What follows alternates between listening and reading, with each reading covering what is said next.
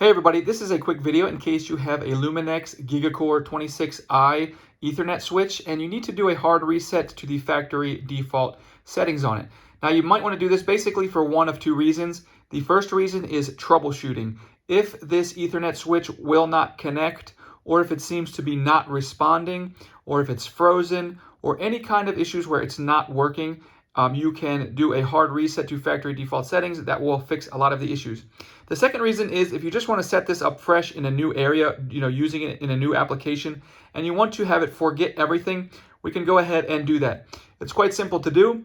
All we need to do is come in here with our finger and press and hold the mode button for 5 seconds. Once we press that button for 5 seconds, we'll see that the light will start to blink red.